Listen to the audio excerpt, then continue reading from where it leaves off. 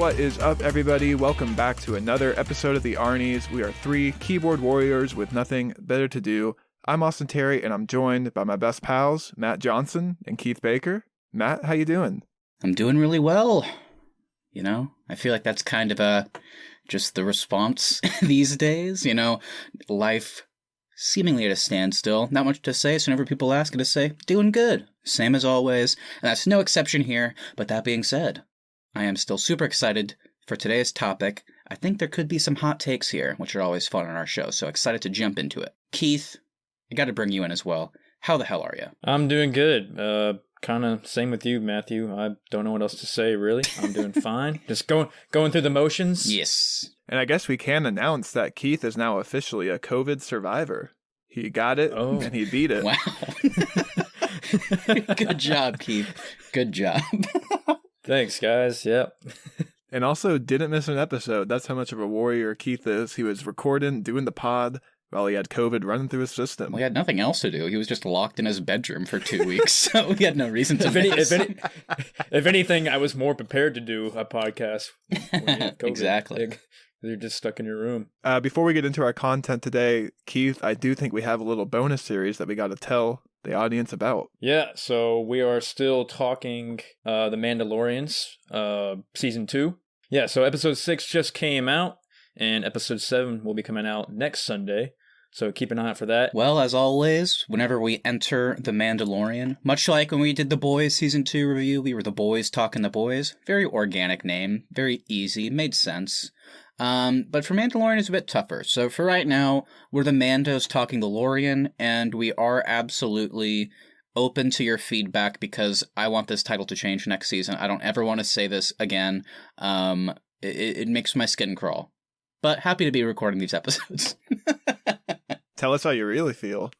Okay, let's go ahead and get into it. On today's show, we've got a spiritual sequel on our hands. As you may know, a few weeks ago, we had a thrilling discussion about some of our favorite underrated movies. Truly one of the best episodes we've ever put out, ever recorded. So of course, as with any successful piece of work, we've created an unnecessary sequel, and it is now time to discuss some movies that we think are overrated. Matt, anything you want to say before we get into it? Well, I guess first, did anybody go back and watch anybody's, underrated movies between then and now? I already forgot what y'all's movies were, so besides, I don't think I've watched them. You probably haven't, but that's okay. Because I think we've all seen everybody's movies today, I'm pretty sure. Most of these we probably saw together at some point, so this will be a good conversation. I think when we did our underrated episode, that was kind of fun because I think all of those movies on that list genuinely are underrated or underseen or just underappreciated in some way. And we just wanted to, let people know what we thought so they could go out and discover them themselves. So basically what I'm saying is that episode wasn't too controversial if you think about it. I mean, saying a movie deserves more praise, nothing wrong with that. This, on the other hand, doing overrated, I was looking through the list today of these 6 movies, and definitely some loved movies in here for sure. So this one, I think, might stir the pot a bit. We're certainly going to have people on this panel disagreeing for sure, when it comes to certain aspects, and I'm sure people out there listening will disagree as well. So this one could get a bit heated. We'll see what happens. And if you do disagree with us today, send your rage our way. Shoot us a message at the Arnies on Instagram. There you go. We'll read it. And maybe say it, if we like it. Now we'll say it. We have nothing else to do.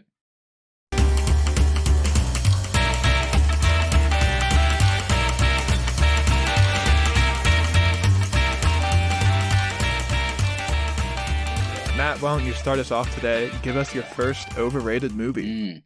So, I was trying to figure out if I was going to have a theme to these movies, because whenever we did underrated movies, I ended up picking 2 of my favorite basically sci-fi, fantasy-type films. I picked Gattaca and Cloud Atlas. I was like, I wonder if there's a theme I could do today. What are, some similar movies, if you will? Maybe it's genre or whatever it may be that I don't like. And I made a little list, and I wasn't loving it, but there were 2 that stuck out because of one obvious connection. So today, both my picks are 2, probably, at least for me, the most overrated superhero movies.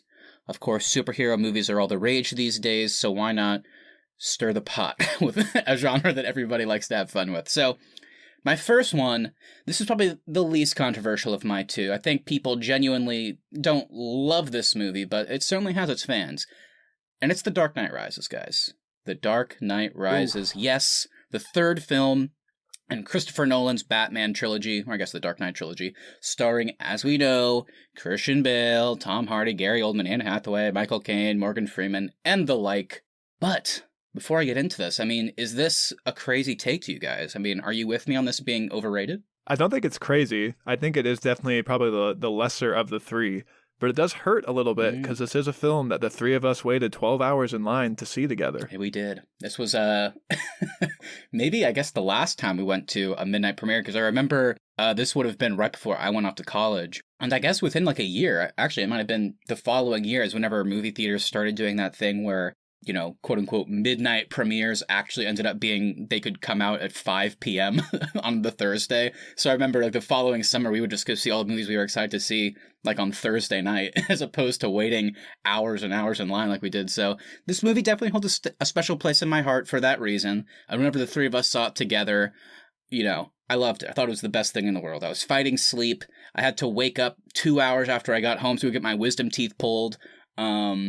So it's certainly a memorable film-going experience. Like Austin said, I don't think most people consider this to be the best of this trilogy. Now, maybe some people think it's better than Batman Begins. I'm certainly not one of those people, but maybe it's the second or third. My point being, nobody thinks this is the best. But that being said, it seems to me that most people still kind of lump this in when it comes to the praise that the trilogy as a whole gets. Whereas, for me, the reason I put it as overrated is I feel like this is considerably worse than the other two. Like, to me, Batman Begins is amazing, Dark Knight is amazing, and this one is, it's okay. I think it's bad, actually, at some point, so. It just feels forced. Yeah, it's not up there with the other two for me, is my point.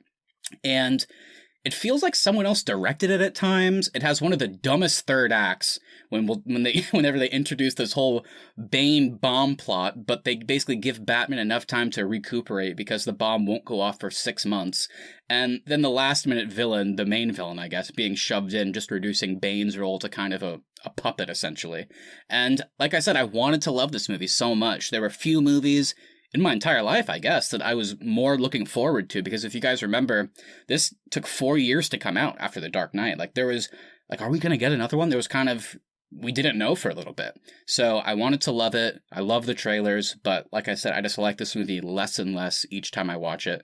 So what are your guys' reactions to that? What do you think about Tom Hardy in this movie? Because I think he's really good with what he's got to work with, but this is one of the things where I think kind of the realistic take on this trilogy kind of hurt this movie specifically, trying to do Bane. I think he does fine in the role as Bane, but I think seeing like a real like comic booky Bane would have been more interesting to see on screen. Yeah, I mean, it was a cool interpretation for the Nolan trilogy, this realistic grounded trilogy. They did some cool things to make it actually feel like Bane, so I guess that was cool. But for me, what it comes down to, regardless of any of that, is, look, there's a reason for the last 8 years that people just do these ridiculous vocal impersonations of this character, because it's silly, it's stupid. Like, it's ridiculous. You can never get over it once the movie starts.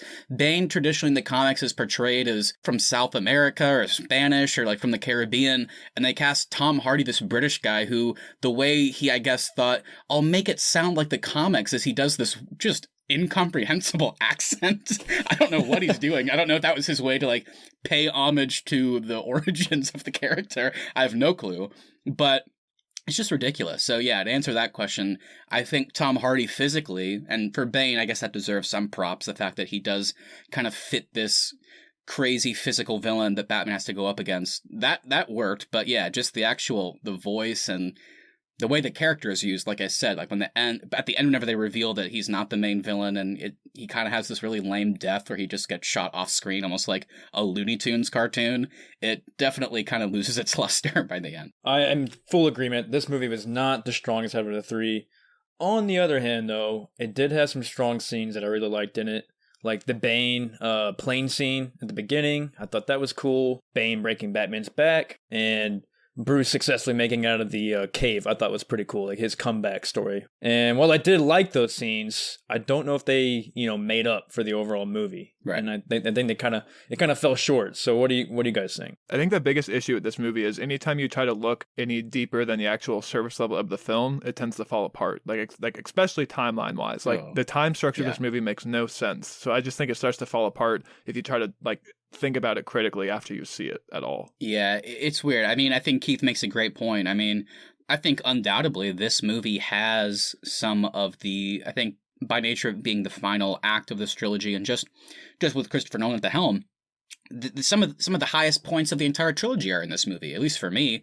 I mean, Batman's return, talk about hype. Whenever, after 8 years, he finally comes back and this older cop who's riding with, I guess maybe, I don't think it's Joseph Gordon-Levitt, it's just a younger cop, but clearly this guy knew who Batman was when he was operating, and whenever Batman rides by, the lights come out, and that awesome Hans Zimmer theme that we made fun of in our musical score brackets, it's just the same shit over and over again, but it works in this scene, and whenever the older cop is just like, oh, you're in for a treat tonight, it's like, oh, that's awesome. There's amazing scenes. I'm going to talk about the Batman-Alfred dynamic. That's just one of my favorite bits of acting I've seen in a long time whenever they basically say their goodbye. And yeah, there's so many great hype moments, but ultimately, like what Keith said, I think, do they make up for it? No, and that's because this is almost a 3-hour movie stuffed with so much other boring shit that unfortunately by the end, I think it kind of drowns out those amazing moments. Do you think they could have done more with Anne Hathaway's Catwoman? I think she's one of the better parts of this movie. Yeah, I like a lot of her stuff. She has this kind of weird storyline that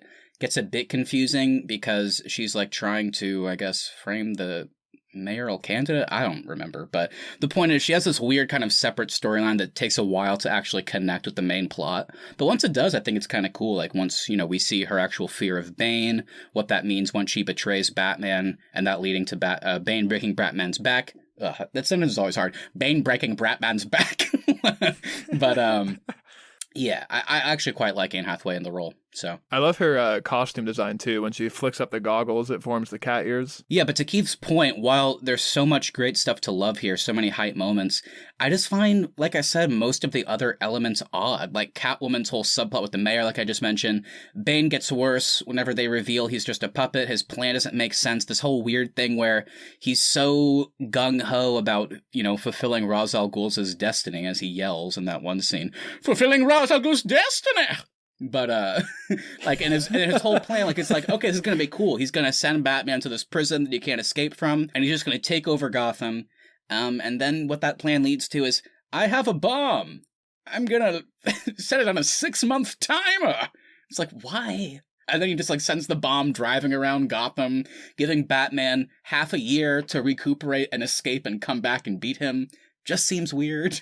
And then, of course, just the whole ending. I like, the Batman sacrificing himself, but it's shot so poorly. They literally do a close-up of his face about to drop the bomb, and then it cuts to a wide shot where 5 seconds pass, and then it just blows up. So people always argue, how did he get out of there? And it's like, it's a fair argument because they show him inside the plane, and then 5 seconds later it blows up. So he escaped a hydrogen atomic bomb in 5 seconds, but there's just so many goofy And that's kind of what I moments. mean about, anytime you look below the surface of this movie, it just leads to more questions.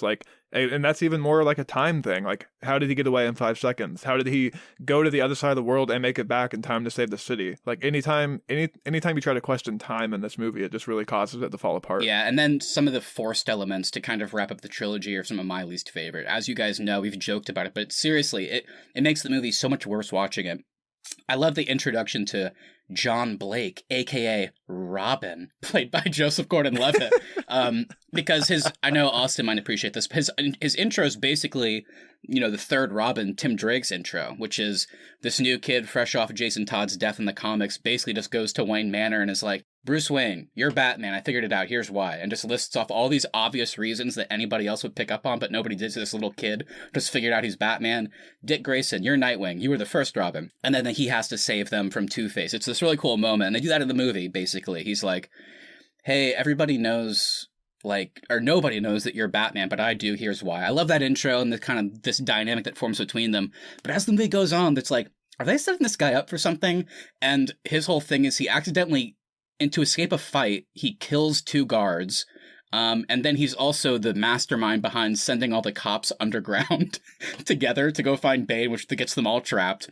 And then at the end of the movie, he does two more things where he's like, I don't know why, Batman's already back, but he goes to the sewer and he's like, hey guys, here, come on, I got you out, I'm getting you out. And then he gets caught, and then the bad guys throw a grenade down the sewer, killing everybody he just tried to save. And then at the very end, he tries to get the kids off the bridge in the bus, and then they're like, stop, don't come any closer. And he's like, guys, he has his hands up, and he's like, it's just kids, we gotta get out of here. And they're like, don't come any closer, and he keeps walking towards them, and they blow up the bridge. And this guy becomes Batman. Bruce Wayne, the entire movie is like, he saw all these 4 isolated incidents and was like, he should be Batman. This guy sucks. Well, you know what they say.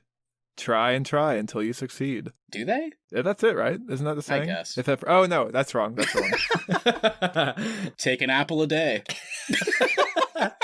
All right, so before we move on, obviously this movie was heavily impacted by the death of Heath Ledger.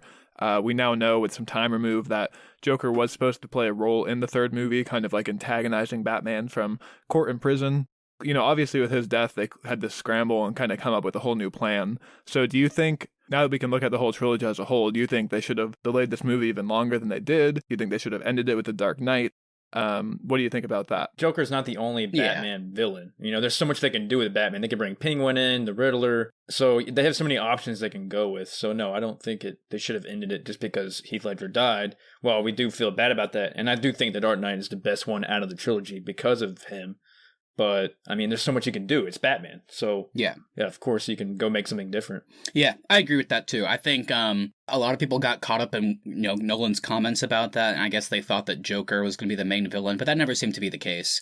Definitely, Heath Ledger would have been in the movie, so we were robbed of course, with tragic circumstances and some more amazing scenes, I'm sure. And I think, maybe elements of the movie did change.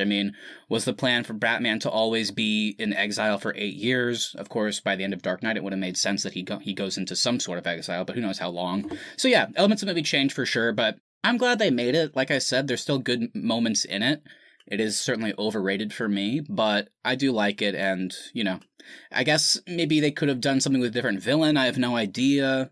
I just don't really love Bane by the end, so it's hard to say if another villain could have fit this kind of closing act of a trilogy more. I don't know.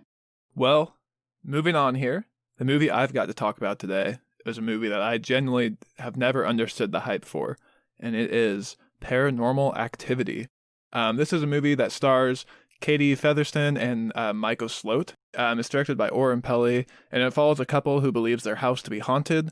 And so in order to kind of prove this, they start recording all aspects of their days and nights to try to catch whatever is happening on camera. Obviously the main gimmick for this movie is the found footage aspect. I remember when it first came out, people acted like this was the first time they've ever seen found footage in a horror movie, and it kind of got like the reputation of like the scariest thing ever made because it's real. And I just never understood that. I don't find any of the scares effective, and I don't think anything they do with the camera is all that creative either. Yeah, this was the first successful movie really that had found footage, because remember, I don't know if you guys have you guys ever seen the VHS movies? I saw the first one. Well, there's those, and then there's also, which is also I think more creative than this. Yeah, and then there's Cloverfield. I mean, there's Blair Witch. Like, there's a ton of movies that came before this, so I think every single one of those is better than this one. Yeah, this one is a bit overhyped. And yeah, they did kind of act like it was the first of its kind, too. Yeah, I've only seen this one once. I saw it, whenever the hype was around it. But it definitely, you're right. It doesn't feel very creative. I do think, that's part of the point. But definitely the sequels kind of use the whole found footage aspect a bit better. I think the third one especially, I actually really enjoyed. But this one does feel very bare bones and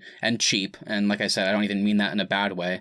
I thought it was creepy, but I agree it didn't live up to the hype in terms of being, the quote, scariest thing ever. But I do like that it was made to feel real, and that it actually does kind of feel like real people being affected as opposed to just actors. And then I did like that and this is something for the entire series, I believe, at least from what I've seen, but the whole found footage aspect is an integral part of the story. Like, they're using, putting up cameras to try and find out why they're being haunted. So I thought that was pretty cool. It's so mundane, though. No, it is. Like, neither one of these leads are very charismatic or compelling. I don't think either one of these actors can carry a movie. No. Micah is just a dick who thinks he knows it all. Katie is a little bit better of a character, but she still just kind of exists to be there and be like, hey, Micah, stop recording me. Micah, don't buy a Ouija board. I just don't buy into their relationship at all. And so for this movie to really only be about these two people, I feel like you really have to buy the characters, and it just doesn't seem like they care about each other at all.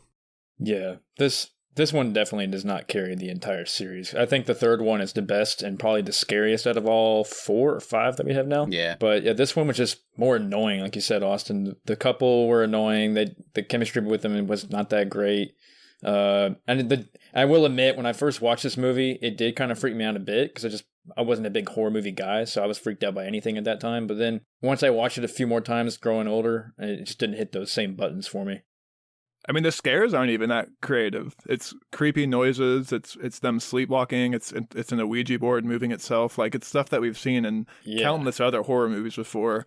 The big scare of the movie is when Micah listens back to a recording asking the ghost questions and you hear a grunting noise. Like, it's not even like a scary demonic voice. So like, I just never understood the hype about this movie at all. I will say, I'll try to say one positive thing about this movie. I do appreciate that the studio kind of bought into the found footage aspect of this. Like, I do appreciate, like, the beginning of the movie before the credits even open. It says, like, Paramount Studios would like to thank the family for this footage. And then at the end, I think it says, like, in loving memory or something like that. So I do kind of appreciate that. Yeah, they wanted people to think it was real, which was kind of cool. Kind of playing off the whole Blair Witch stuff, which was kind of this fun little gimmick that, you know, is it real? Is it not? Obviously, we know, but it's still fun that the studio wanted to kind of play around with that. Alrighty, let's jump into 2009's Avatar, starring Sam Worthington, Zoe Saldana, Sigourney Weaver, and Stephen Lang. And directed by James Cameron. And so it's a Marine force dispatched to the planet Pandora. The native Na'vi are at odds with the Marines who are harvesting their homeworld of its natural resources. Our main Marine, Jake, played by Sam Worthington, begins to bond with the natives until he is eventually forced to pick a side. So what it is, he's a paralyzed guy, or used to be a Marine, and they are able to download his consciousness along with Sigourney Weaver's consciousness into their own avatars. So yeah, I remember when I went to go see, or before I went to go see this movie was getting a ton of hype for its visual effects combined with 3D. Like, it was supposed to be like the first of its kind doing this. And I will admit that it was different visually from any movie effects I'd ever seen at the time. It was CGI combined with 3D, which is pretty cool. Is it really that different though? Like, is I this don't know. different than stuff that we see in Star Wars? I don't think it is. Well, that's what I was gonna ask. I was like, was it really that, like, digitally distinguished, or is it just all Hollywood fluff just to promote? I mean, I think it kind of was. I mean, the way the Na'vi character designs work and how that they're influenced both visually by the actors and how they move was certainly different. I mean, the main point is, I think, just to put it simply, everything looked like shit before. The prequels looked like garbage. They looked like garbage then. They look like garbage now. Somehow Avatar, I agree it's overrated, but somehow it still looks... It holds up. I don't get how they did it. I mean, James Cameron, say what you want about him, but he at least understands visuals and how to make that work. So I think that's the difference for me, is it just looks so much consistently better. It kind of set, I guess it was the major stepping stone for other people to kind of utilize some of this digital 3D elements to include in their movies. And then I think like the mocap and the way they use the faces of the actors, maybe that was a big deal at the time, but I don't fully remember. Yeah, I guess I've just never noticed a huge difference in like the quality level of this film versus other stuff. Yeah, we were also younger at the time, so it's kind of hard to say. But yeah, I see what you're saying. I would say it's more of a theatrical movie because you had to wear the 3D glasses to really get into all of the effects of it. Because if you just watch it at home without the 3D, then it does look like any normal. Yeah, I guess also it should be mentioned that basically this whole movie is effects. Maybe that's also part of it as well. I mean, there's really never not some crazy visual effects, whether it be in the background. I mean, they basically created the world of Pandora. I know that sounds cheesy and like Hollywood fluff, but I mean, whenever they say that, it is kind of true. I mean, they created a whole world. It's not just like, I don't know, like another example where there's just like a visual effect during one scene, but everything else is practical, for example. Also, it was the first time that I actually kind of didn't mind 3D. I mean, it didn't really feel like a gimmick. It was just like you put on the glasses and actually it felt like things were a bit more vibrant and popped. Whereas with like Spy Kids 3D Game Over, they're just like shoving their hand at you through the screen. It's like, yeah. This is stupid. No, yeah, the 3D for this one was definitely better than any 3D movie I'd been to, for sure. I kind of agree with you though, Keith. I think the best visuals of all time are changing the way movies are made. I think a lot of that was just a way to market the movie. That was my main point. I think they did a good job with the effects. It's just, to me, they were acting like it was groundbreaking. But what about the story? I thought the story was just okay. Do you think they could have done more as far as the sci-fi goes, or do you think they do a good job with the overall like ships and space and finding new planets and all that kind of stuff? I mean, it's a pretty generic love story, I'd say. I think there are some really cool sci-fi elements to this movie, especially the Avatar stuff. I think the story itself, I mean, it's pretty easy to predict what's going to happen. You know, they're going to fall in love. He's going to end up picking the side of the Navi that he's fallen in love with. So in terms of that stuff, I think it does follow kind of a lot of those romantic tropes and typical stuff that we see in these sort of sci-fi romantic movies. I will say, though, I am really excited to see what they're going to do in the sequels. Yeah. I think for this one, James Cameron was really more focused on having the groundbreaking technology to make this movie, and I think that's where he put a lot of his energy. So I am excited to see how he continues to develop this storyline and how these worlds continue to develop as well. Yeah, me too. I actually agree with that. True. Well, anyway, yeah, like we said, I think this still holds up amazingly well visually. I'm surprised. I guess I've never been big on Avatar, but maybe I'm a bit positive on it. I do feel like a lot of the tech was really groundbreaking and has changed the way movies, TV, video games, all that stuff is made, whether it be with mocap or just the way backgrounds and stuff moves. Like, I thought it was awesome.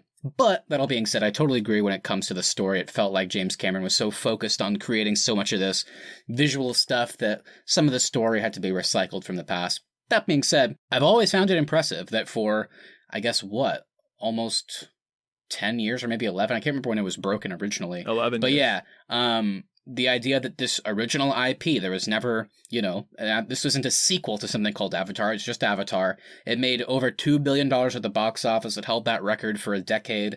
And I always found that cool. It is, like we said, also a movie that I feel like opened the eyes to a lot of people. Like, the whole idea that most content is just taking stuff from the past and repurposing it. I don't know why this movie was kind of what opened the well. Maybe it's because it was so popular, made so much money, and everybody saw it.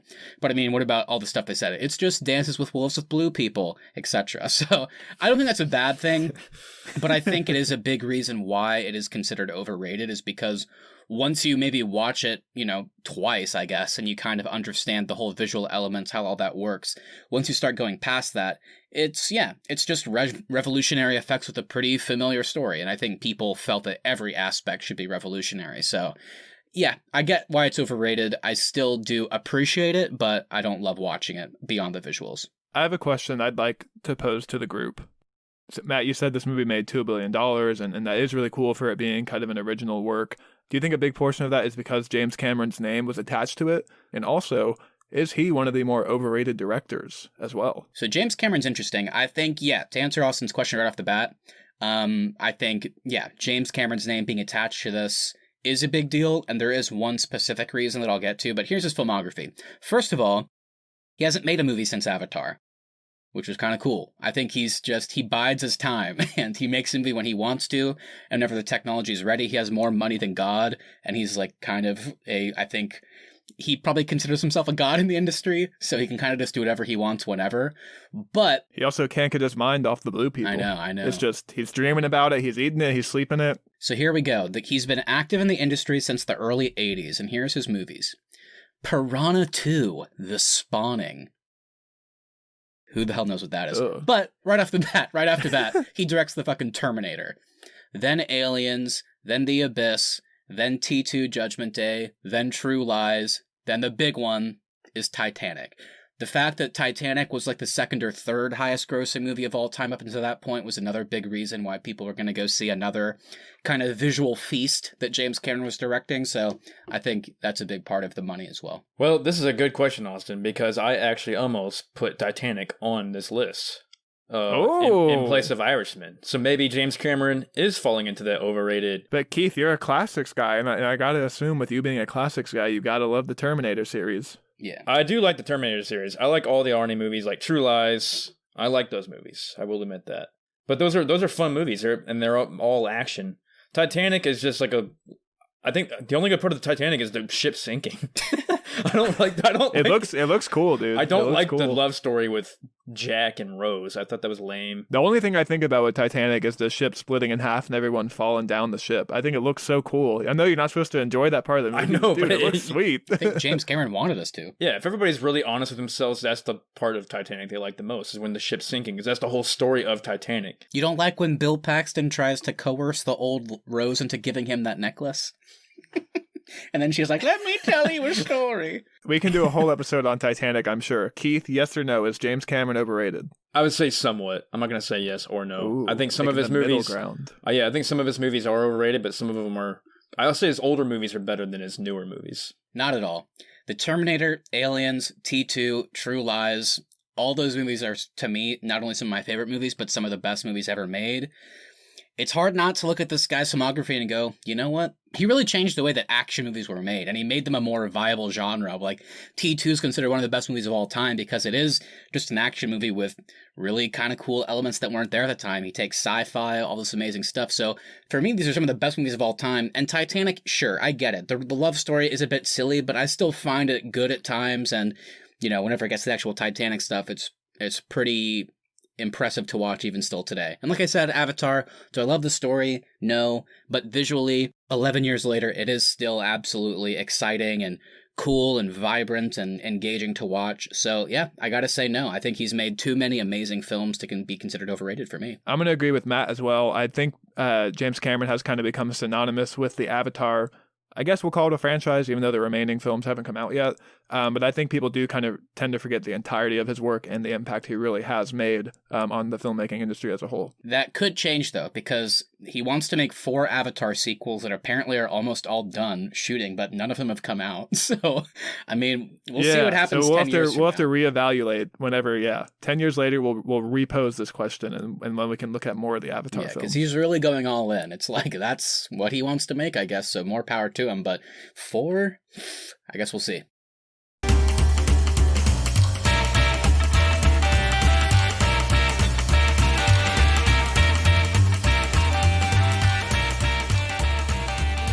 My second movie for the day. This is one of my least favorite superhero movies. I think it's so overrated, and we're going to the MCU, which might scare some people. What is Matt gonna say is overrated from the MCU? And I'll tell you, it's Guardians of the Galaxy Volume 2. Starring Chris Pratt, Bradley Cooper, Zoe Saldana, Kurt Russell, and Vin Diesel as Groot. We'll never get past that. Baby Groot, best part of the movie. Directed by James Gunn, the Guardians struggle to keep their team together as personal and family issues begin to arise. Star-Lord seeks information about his father, a god/planet named Ego, who may not be everything he claims to be. Ooh, interesting. Spoiler, it's not. So, my main thing here to mention is why this movie's overrated. This is a comedy, and it's not funny. When that kind of feels like their primary goal, it fails for me. Whenever I saw it in theaters, I wasn't laughing. All the best parts were in the trailer. The first felt so original and fun at the time, particularly for the MCU, as this sci-fi space opera comedy. I feel like many people find this to be better than the first, and, just kind of relatively pretty high in the MCU rankings. And, I mean, honestly, I just can't do it. I mean, I don't love how for a sequel, all of our characters are basically separated for the entire time after coming together just in the first one. So, I don't know, maybe I'm alone here. Where does this one fall for you guys, and do you think it's better or worse than the first one? It's certainly not better than the first one. However, I don't think you're giving it all the credit it deserves. I still think this is a really, really fun addition to the MCU. The comedy works for me. I think the soundtrack is just as great as the first one. I think Chris Pratt is still great in the lead. Bradley Cooper as Rocket. I mean, Vin Diesel as Groot. I think everyone's back doing their same fun roles from the first one. I don't love that they're separated either, but I think what they do is interesting. And I like Kurt Russell too as Ego. Certainly not as great as the first one, but I still think a really fun movie. And I think you might be underselling it a little bit. Ooh, all right. Keith, what about you? I'm more in the middle of you two guys. There was some good stuff in this movie, but... Especially the intro, dude. The intro to this movie is awesome. No, I did like the intro. That it's just Baby Groot the whole time. I wanted to see the fight.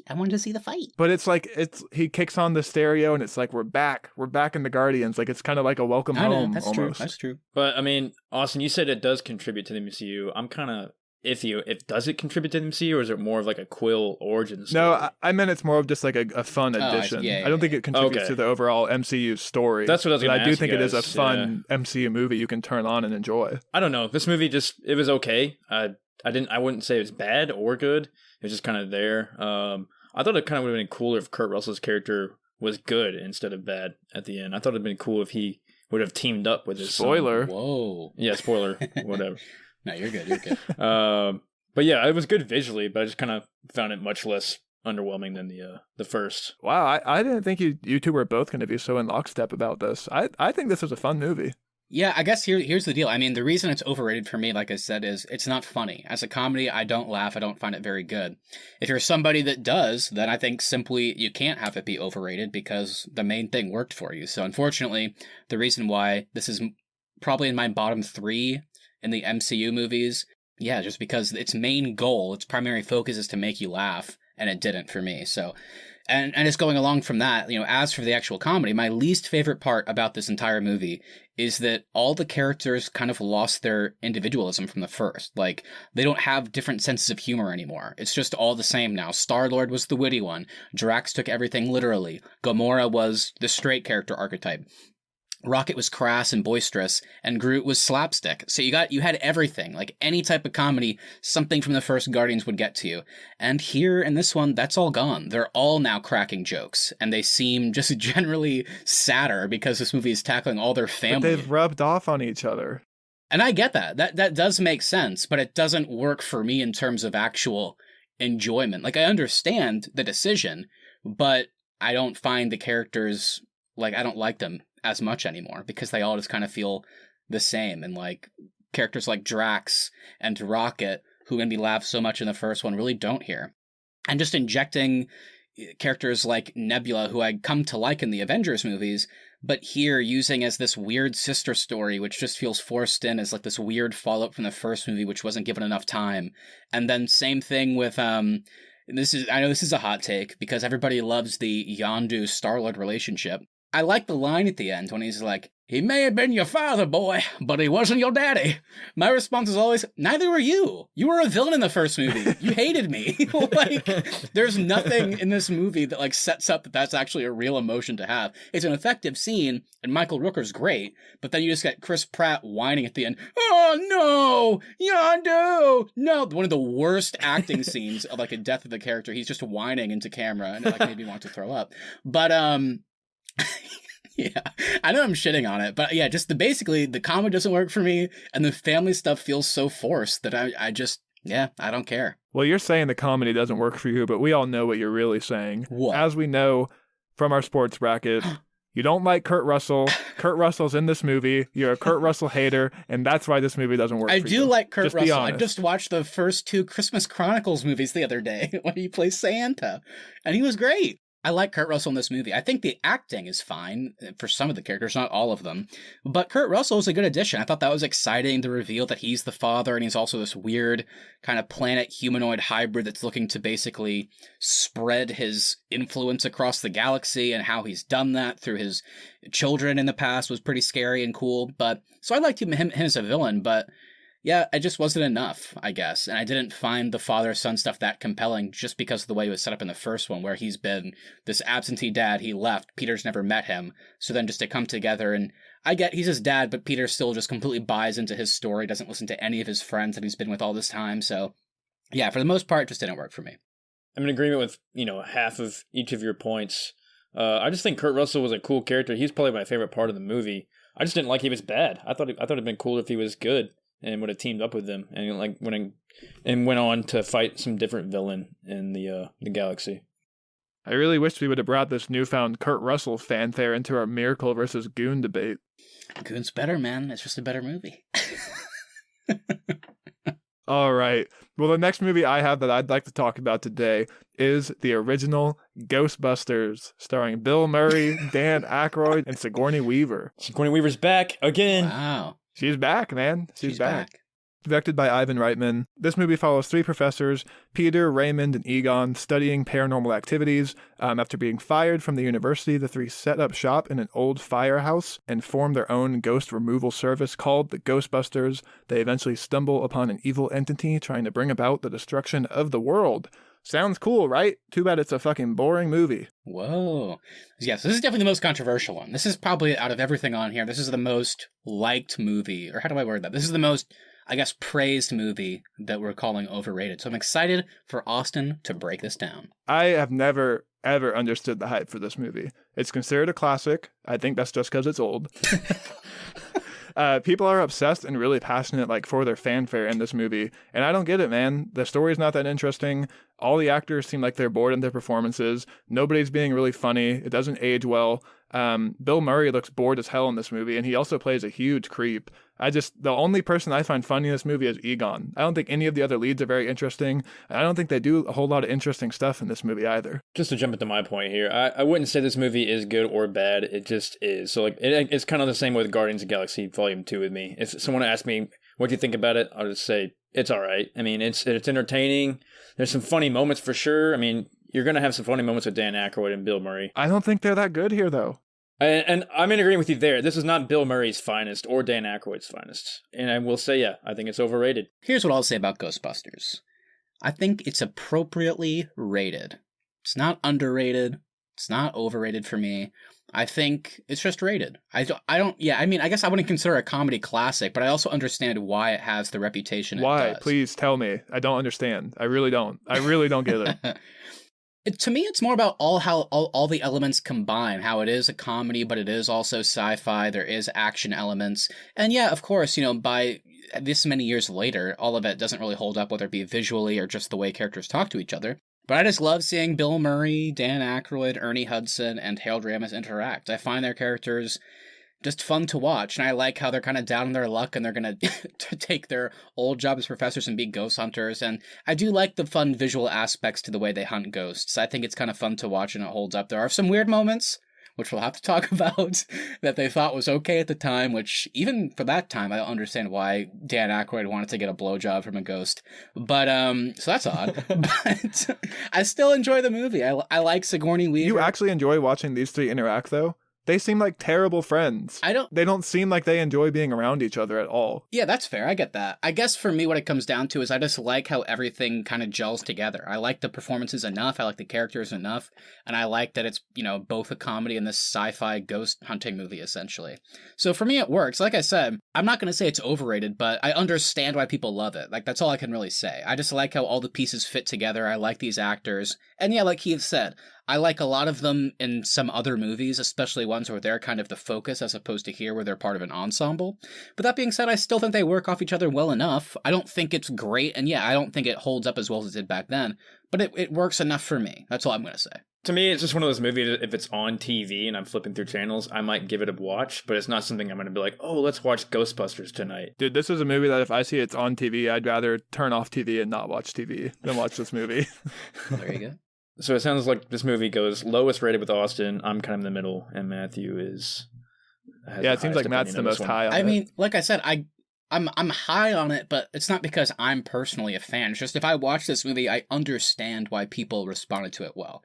Because it has lots of famous actors, they're saying funny stuff occasionally, and then the ghost hunting element, kind of the whole sci-fi aspect, is used for comedy and both as like actual sci-fi stuff. So, like I said, it just pieces together well. Whenever I watch, I'm not sitting there laughing out loud. But that's because, I just think there's better movies with these actors. I am excited to see what they do in Ghostbusters Afterlife. I think they might get a chance to kind of go back and redefine some of these characters. So I think that's going to be cool to see. Yeah, do you think this movie was kind of awkward because of the cast? Like maybe it would have been better with a different cast, or maybe it was only successful because of the cast. I think it's only successful because of the cast, but I also I don't even think, as you guys know, I'm not a big old movies person, but I don't even think this is a result of an old movie not aging well for me, because we have talked about quite a few older movies on this show that hold up just fine. I think it's really just a poorly made movie, and I don't think the comedy is very funny. I disagree, but I respect your opinion. Okay, Keith, close us out today. What is your final overrated movie? All right, so my final overrated movie is The Irishman. Directed by Martin Scorsese. Cast is Robert De Niro, Al Pacino, Joe Pesci, Ray Romano. There are some other cameos in it, like Jim Norton as Don Rickles. We also have Sebastian Maniscalco in it for a little bit. So a former employee of the mob recalls his time working for the Buffalino crime family and their entanglement with a union man named Jimmy Hoffa. And spoiler alert, Jimmy Hoffa dies at the end. Just like real life. And this is based on a true story. Yeah, so I think this movie had potential. So this is another Scorsese movie that is based on a true story, just like Wolf of Wall Street and Goodfellas.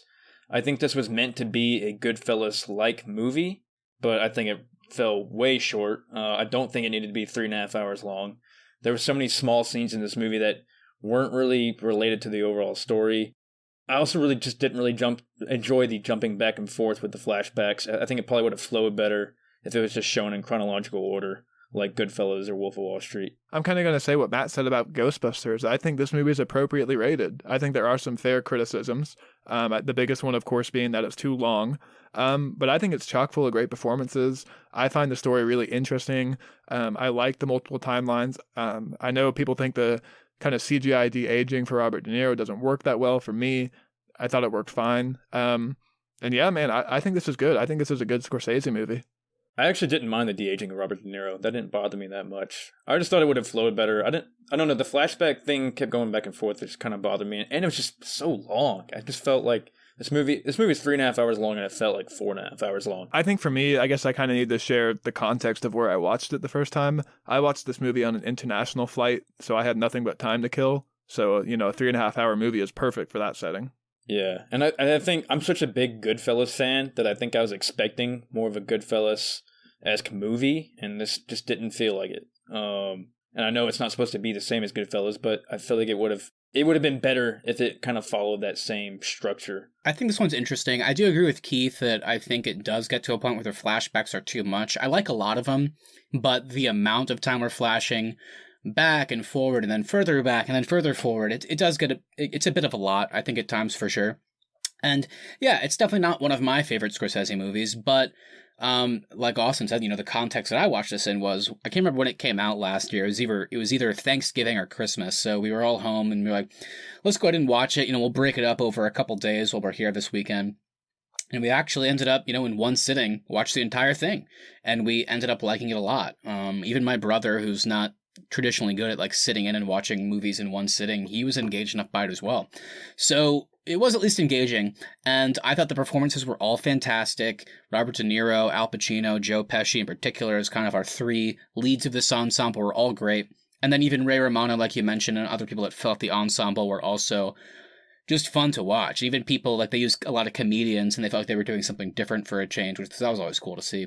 Yeah, I guess I'll hit on my least favorite part, which sounds like it didn't bother you guys as much, but yeah, the CG I did find distracting, especially whenever they flash back to De Niro when he's like in the war, and so he's supposed to be like 20 years old, and it's one of the funniest looking things you'll ever see. The problem is, I just will never understand why, like, they used them for wide shots too. There's a scene where Robert De Niro beats up a guy on the street. You don't see his face, it's just a wide shot. And it's just clearly this guy that's supposed to be like 30 years old beating up this guy, but it's actually Robert De Niro just being de-aged. So it's like a 75-year-old man trying to stomp on a guy and then walk away. It's just ridiculous. I'm not age shaming him. It just looks so bad. It's so distracting. It's Robert De Niro though, man. You can't replace him with a younger actor. He'd be offended. But yeah, I know. But the point is though, the movie's 3.5 hours. So there is so much content that De Niro could have realistically been in, whether it be de-aged or just, whenever he's playing age appropriate. So I think just for the scenes where they're going back so far, it might have been good to have a younger actor, because like you can make him look younger with CG, but you can't make him look like a 20-year-old guy when he's walking or trying to run or fighting somebody. It just looks kind of silly because it's clearly a much older man. So that's where it got a bit goofy for me and a bit distracting. But yeah, like I said, not one of my favorite Scorsese's, but still I found it engaging enough. Definitely too long, but I still found myself kind of interested in it. So maybe I'm a bit more in tune with Austin on this one. I just wasn't that interested in it. I felt like Martin Scorsese got a bit cocky on this one and just thought he could get by, just by throwing in his heavy hitter Goodfellas actors in there, along with other gangster actors like De Niro, Pacino, Pesci, Harvey Keitel. And he succeeded because, they was nominated for an Oscar, right? But I just felt like it was a bit pushy, as we're supposed to like bow down to this movie just because that cast was in it. And I just think the overall story wasn't written that well, and it was just somewhat boring to me. I felt like he could have done better with a more fictional story, like more of a Departed kind of movie. I think that cast paired to that director has almost earned the cockiness. This director and all these actors' resumes speak for themselves. So you pair all them up again for another movie, you're almost kind of guaranteed to have a hit. Well, that's what I was excited for, because they were all in it. But then I just thought the story wasn't that great, and I thought it was overall a pretty boring movie. So where does this stack up among Scorsese films for you guys? Probably definitely at the bottom for me. I like Departed, I like Goodfellas, Wolf of Wall Street. Yeah, I think, even though I liked it, it's still not too high. I think Mean Streets, Casino as well are better. Even elements of Shutter Island and Hugo I like. It's just hard to compare, I guess, with his different movies and then something like this. But yeah, it's definitely not near the top, and probably, maybe it's in the middle, but probably closer to the bottom half of his resume for me. I agree. I think it's in the middle for me too. I certainly don't think it's the worst, but it's definitely not one of the best he's done. It's appropriately rated. Oh. Well, I think it's overrated. I think it fucking sucks.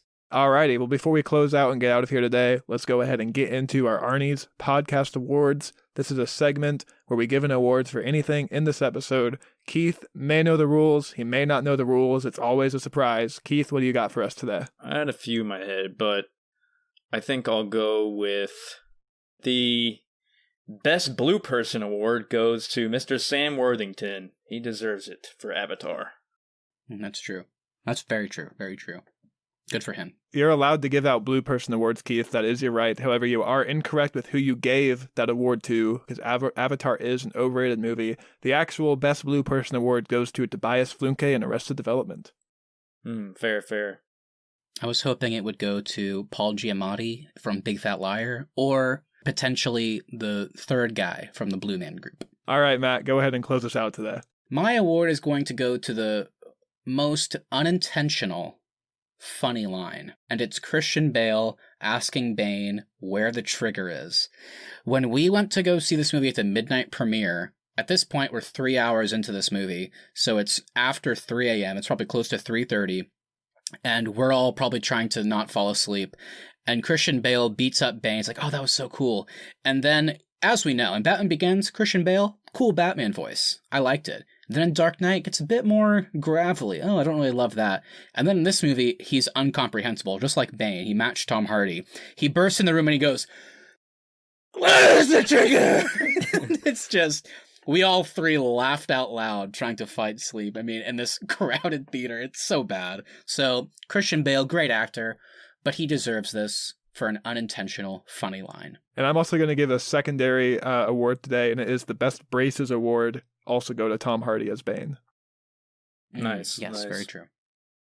All right, that's going to do it for us today, everybody. Thank you so much for listening. If you enjoyed this episode, please make sure you hit that subscribe button so you never miss any of our upcoming content. Also, if you wouldn't mind sharing us with a friend, that really is the best way to help us continue to grow the show. At the Arnies is our social, and the Arnies.media is the website. We'll be back on Tuesday to discuss the new Netflix documentary, The Holiday Movies That Made Us. We're here. It's holiday season. We have some good episodes coming up, including that holiday bracket that we're building towards, which, as you guys know, as a big fan of holiday movies, I can't wait. I love these movies. I love watching them every year. It's going to be a fun time. But, like Keith mentioned at the top of the show, just because it's holiday times doesn't mean you can't check out our podcast within the podcast, The Mandos Talkin' DeLorean, where we break down each episode of Season 2 of The Mandalorian. Episode 6 just came out this past Sunday, so keep an eye out for episodes 7 and 8 in the coming weeks. And check us out on Instagram at The Arnies. Feel free to direct message us your thoughts on this episode. Did we miss any overrated movies that you thought should have made it in here? And text us your theories on the coming Mando episodes. So give us a shout. And also, if you want to go to our website, thearnies.media, we do have a newsletter there you can subscribe to be alerted anytime a new episode drops. And we are in the planning stages for 2021, so feel free to shoot us an email with anything you'd like to hear us covered on the show. All right, that's going to do it for us today. Bye, everybody. See ya. See ya.